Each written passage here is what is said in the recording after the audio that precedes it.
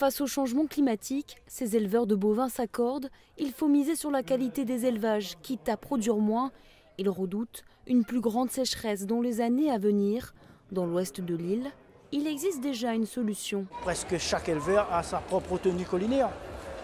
Voilà, donc c'est 2000 m3 ou 1000 m3 ou 3000 m3. Donc si cette réserve-là est pleine dans la période, par exemple, cyclonique, la remplie, il a de l'eau pour toute l'année, pour ces animaux. Donc il n'a plus besoin de puiser de l'eau où que ce soit. Une autre solution, selon cet éleveur, serait de réutiliser l'eau de la centrale hydroélectrique de Sainte-Rose.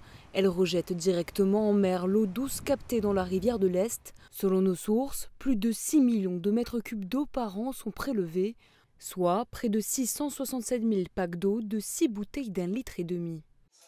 Côté maraîchage, une association de bénévoles a créé un jardin biologique à Brapanon avec des cultures longtemps plus résistantes aux températures et aux insectes nuisibles. Frites de patates douces, il fait à La Réunion, elle est très bon. Au lieu de frites, pommes de terre surgelées qui vient d'ailleurs, qui prend l'avion, les containers réfrigérés pour pouvoir nourrir la population réunionnaise.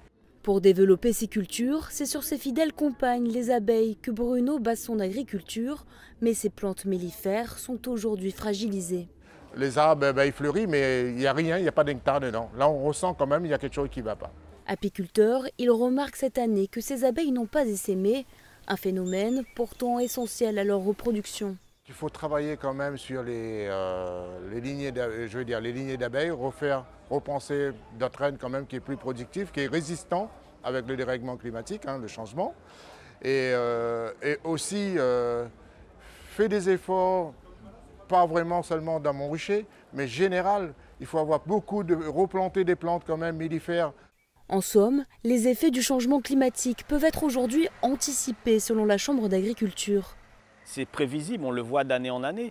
Donc les investissements qu'on fait aujourd'hui portera ses fruits sur l'agriculture de demain. Donc il ne faut pas attendre de subir les effets du changement climatique pour courir derrière, comme on dit à La Réunion. Mais vraiment dans une politique d'anticipation sur le stockage de l'eau, sur la protection des cultures aux insectes et aux nouveaux insectes arrivant sur l'île de La Réunion, en ayant aussi une recherche variétale, que ce soit pour la canne à sucre, mais également pour les fruits et légumes. Mais aussi, je pense au riz.